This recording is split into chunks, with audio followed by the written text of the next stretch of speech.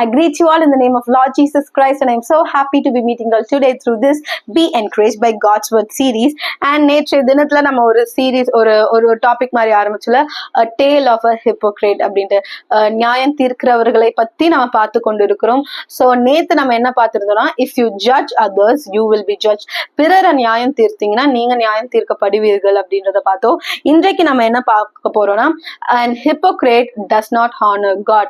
ஒரு நியாயம் தீர்க்கிற மனிதன் தேவனை கனப்படுத்த மாட்டானாம். Okay, let us all read a verse from Matthew 23:2-3.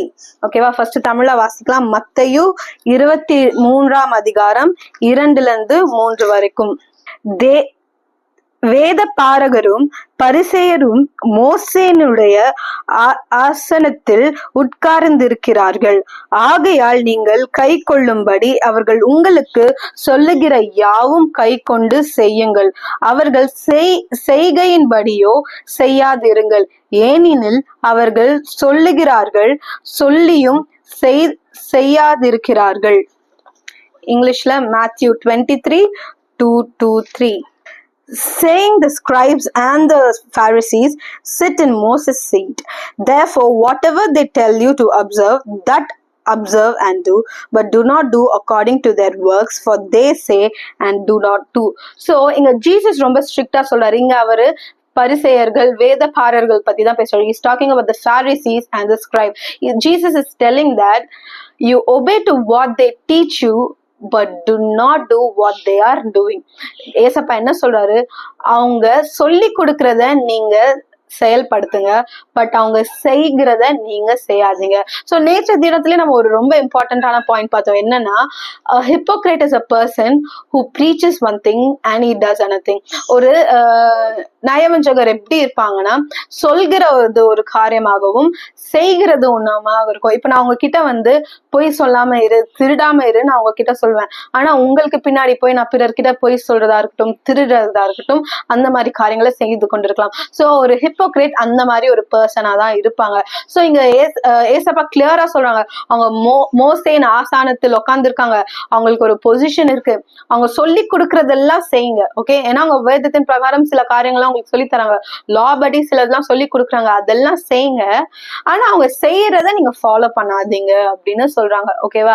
But இந்த நீங்க ஜீசஸ பாத்தீங்கன்னா, ஜீசஸ் சொல்றதையும் நம்ம ஃபாலோ பண்ணோம். ஜீசஸ் என்ன பண்ணாரு, அவர் சொல்றதான் செஞ்சாரு, செய்யறதான் சொன்னாரு. கரெக்டா? He was a person who practiced what he preached. He was a person who preached what he practiced. Okay, அவர் சொல்றதான் செய்த தெய்வம், அவர் செய்கிறதான் சொன்ன தெய்வமா இருந்தாரு. அவர் நற்காரியங்களே சொன்னாரு, அவர் நல்ல விஷயத்தையே சொன்னாரு, நீதியின் காரியங்களே சொன்னாரு. அண்ட் அது சொல்றது மாத்திரம் இல்லாம அவர் அதை கடைபிடித்தார். சோ நம்ம எல்லாருமே ஏசப்பாவை தான் நம்ம ஃபாலோ பண்ணணும். ஏசப்பா சொல்றதையும் செய்யணும், செய்யறதையும் நம்ம செய்யணும். ஓகே, பட் ஒரு இங்க மென்ஷன் பண்ணிருக்கிறத போல உங்களுக்கு தேவன் சில பேரை காட்டுறாரு, இல்ல இவங்க நல்லா சொல்லி தராங்க, தேவ வார்த்தையை நல்லா சொல்லி தராங்க, பட் அவங்களோட செய்கைகள் வேற மாதிரி இருக்குன்னா நீங்க அவங்கள போய் மார்க் பண்ணிட்டு ஜட்ஜ் பண்ணிட்டு இருக்க வேண்டிய அவசியம் இல்லை. அவங்க வேதத்தின் பிரகாரம் உங்களுக்கு நல்ல விஷயங்களை சொல்லி கொடுத்தாங்கன்னா அந்த வேதத்துல இருக்கிற சத்தியங்களை நீங்க கடைபிடிங்க. பட் அவங்க வாழ்க்கையில அவங்க எப்படி இருக்கிறாங்களோ அதை பார்த்து நீங்க இன்ஃப்ளூயன்ஸ் ஆகவே தேவையில்ல. நீங்க நம்ம பிறரை பத்தி யோசிக்கிறோம்ல, நம்ம எப்படி இருக்கோன்றதையோ யோசிக்க. நம்ம அநேகருக்கு நல்ல விஷயங்களை சொல்லுவோம், வேதத்துல நம்ம ஒரு மெசேஜே எடுப்போம், பட் நம்ம எப்படி இருக்கோம், மீ இன்க்ளூடட். ஓகே, சோ நம்ம எப்படி இருக்கோம், நம்ம இந்த மாதிரிதான் இருக்கிறோமா, சொல்றது ஒண்ணு செய்யறது ஒண்ணா இருக்கிறோமா அப்படின்னா நம்ம உடனே நம்மளோட நடக்கைகளை நம்ம சரி செய்யணும். சோ ஒரு ஹிப்போக்ரேட்டோட சில ஐடென்டிபிகேஷன் மார்க்ஸ் என்ன அப்படின்றத நம்ம பார்ப்போம். அதே சாப்டர் Matthew 23:4-7 பாத்தீங்கன்னா தமிழ்ல வாசிக்கலாம். சுமப்பதற்கரிய பாரமான சுமைகளை கட்டி மனுஷர் தோள்களின் மேல் சுமத்துகிறார்கள், தாங்களோ ஒரு விரலினாலும் அவைகளை தொடமாட்டார்கள். தங்கள் கிரியைகளை எல்லாம் மனுஷர் காண வேண்டும் என்று செய்கிறார்கள். தங்கள் காப்பு நாடாக்களை அகலமாக்கி தங்கள் வஸ்திரங்களின் தொங்கல்களை பெரிதாக்கி விருத்தங்களில் முதன்மையான இடங்களையும் ஜெப ஆலயங்களில் முதன்மையான ஆசானங்களையும் சந்தை வெளிகளில் வந்தனங்களையும் மனுஷரால் ரபி ரபி என்று அழைக்கப்படுவதையும் விரும்புகிறார்கள். இங்கிலீஷ்ல வாசிக்கலாம். 23:4-7. For they bind heavy burdens, hard to bear, and lay them on men's shoulders, but they themselves will not move them with one of their fingers. But all their works they do to be seen by men. They make their phylacteries broad and enlarge the borders of their garments. They love the best place at feast, the best seats in the synagogues, greetings in the marketplace, and to be called by men Rabbi, Rabbi. So இதுதான் ஒரு ஹிப்போக்ரேட்டோட identification மார்க்கா இருக்கு. என்னென்னு பாத்தீங்கன்னா எப்படி இருப்பாங்க, so இதெல்லாம் நமக்குள்ள இருக்கா அப்படின்றத நம்ம வந்து ஃபர்ஸ்ட் நம்ம சோதிப்போம். ஓகேவா, பிறரை சோதிக்கிறதுலாம் அப்புறம் இருக்கட்டும், ஃபர்ஸ்ட் நம்ம சோதிப்போம். ஸோ அந்த மார்க்ஸ் என்னவா இருக்கு, ஐடென்டிஃபிகேஷன் மார்க்ஸ் என்னவா இருக்கு, தே லவ் பொசிஷன்ஸ். ஓகே, அவங்களுக்கு வந்து ஒரு அத்தாரிட்டி, ஒரு பொசிஷனை அவங்க நேசிக்கிறவர்களா இருக்கிறாங்க.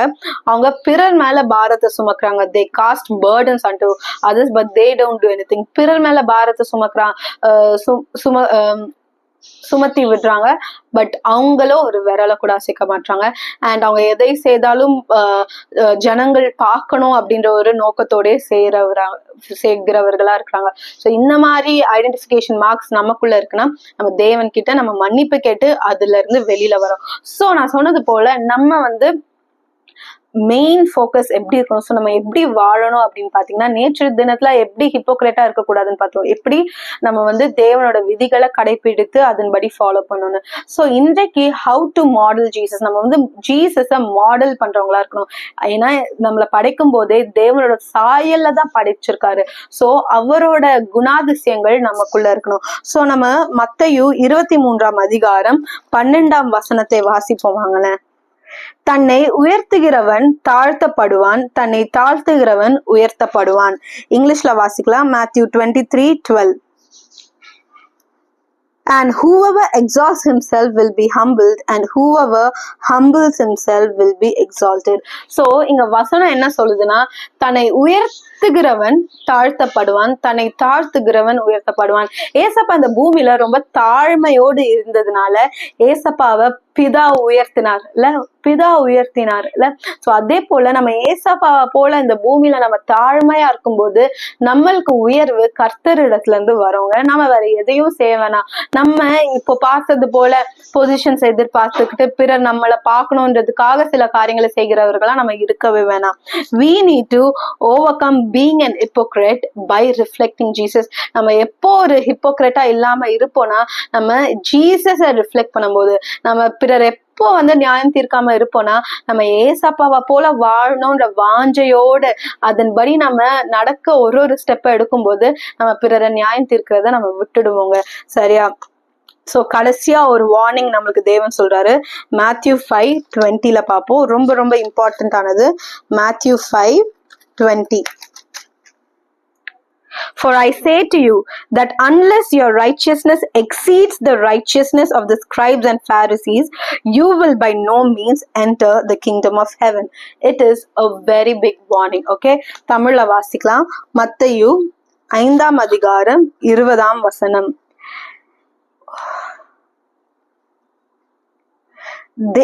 வேத பாரகர் பரிசேயர் என்பவர்களுடைய நீதியிலும் உங்கள் நீதி அதிகமாய் ஈராவிட்டால் பரலோக ராஜ்யத்தில் பிரவேசிக்க மாட்டீர்கள் என்று உங்களுக்கு சொல்லுகிறேன். சோ நம்ம பரலோக ராஜ்யத்தை எப்போ பிரவேசிப்போனா, நம்ம இந்த வேத பாரகர்கள், இந்த பரிசேயர்கள் மாதிரி அவங்க எப்படிப்பட்டவங்களா இருந்தாங்க, அவங்க வந்து அந்த லாவே ஃபோக்கஸ் பண்ணி அவங்க பிறரை ஜட்ஜ் பண்ணிக்கிட்டு தேவர் ஹிப்போக்ரேட்ஸ். ஏசப்பா அவங்க மீது கோபமா இருந்தாரு இல்ல, ஏன்னா அவங்க வந்து சொல்றது ஒரு காரியமா இருந்தது, செய்கிறது ஒரு காரியமா இருந்தது.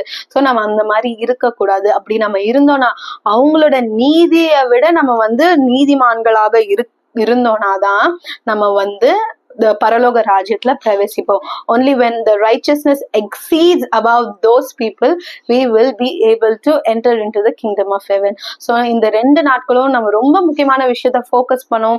நம்ம like we saw how not to be an hypocrite. பிறரை ஜட்ஜ் பண்றதுனால ஒரு நன்மையும் நடக்க போறது இல்லை. நம்மளுக்கு தான் ஒரு ஆபத்து. நம்ம பிறரை ஜட்ஜ் பண்ணும்போது we are being judged, and also நம்ம ஜட்ஜ்மெண்டல் பீப்புளா இருந்தோம்னா, ஹிப்போக்ரேட்டா இருந்தோம்னா, நம்ம தேவனை எந்த இடத்துலயும் கனம் பண்றவர்களா நம்ம இல்லவே இல்லை. சோ இந்த மாதிரி ஒரு குணாதிசயங்கள் நம்ம கிட்ட இருந்து விலகணும் அப்படின்றத நம்ம தேவன் கிட்ட கேட்போம். ஒருவேளை உங்களுக்கு மைண்ட்ல சில பேர் மனிதர்கள் வந்தாங்கன்னா அவங்களுக்காக ஜெபிப்போம். let us not criticize them or judge them, but let us all pray for them. Lord Jesus, thank you for this day. ஆண்டவரே, இந்த 2 நாட்களும் எங்க கிட்ட ஆண்டவரே ராஜா அப்பா எங்களோட குவாலிட்டிஸ் எப்படிலாம் இருக்கக்கூடாது, எப்படிலாம் இருக்கணும்ன்றதை எங்களுக்கு சொல்லி கொடுத்தீங்க ராஜா. எங்களுக்குள்ள ஆண்டவரே பிறரை நியாயம் தீர்க்கிற குணாதிசயம் இருந்தா எங்களை மன்னித்து எங்களை மாற்றுங்க ஆண்டவரே. இயேசுவே, நாங்க உங்களை ரிஃப்ளெக்ட் பண்ற மனிதர்களா இருக்க எங்களுக்கு உதவி செய்யுங்க. உம்முடைய கருவியா இருக்க எங்களுக்கு நீங்க கிருபை தாங்க, பலன் தாங்க. நாங்க எந்த இடத்துலயும் ஆண்டவரே ராஜா உமக்கு விரோதமாய் ஆண்டவரே ராஜா வார்த்தையை பேசிக்கொண்டு செய்கிற காரியங்கள் ஆண்டவரே உமக்கு விரோதமாய் நாங்க இருக்க கூடாது தகப்பனே. நாங்க உண்மையும் உத்தமமாக இருக்க எங்களுக்கு உதவி செய்யுங்க அப்பா. we don't want to be judgmental Lord, we don't want to preach one thing and we don't want to practice one thing Lord. அப்பா நாங்க அப்பா நீங்க வேதத்துல இருக்கிற காரியங்களை போதிக்கிறவர்களாகவும் வேதத்துல இருக்கிற காரியங்களை செயல்படுத்துகிறவர்களாகவும் இருக்க எங்களுக்கு நீங்க உதவி செய்யுங்க, கிருபை பாராட்டுங்க ராஜா. இதுவரை நாங்க யாரெல்லாம் அப்பா இப்படி ஜட்ஜ் பண்ணுமோ, யாரெல்லாம் நியாயம் தீர்த்து பிறரை நாங்க யாரெல்லாம் நாங்க அப்பா நோகடித்தோமோ எங்களை ஒரு விஷயம் மன்னிப்பீராக ராஜா. forgive us Lord, forgive us oh Father God Jesus ஆண்டவரே.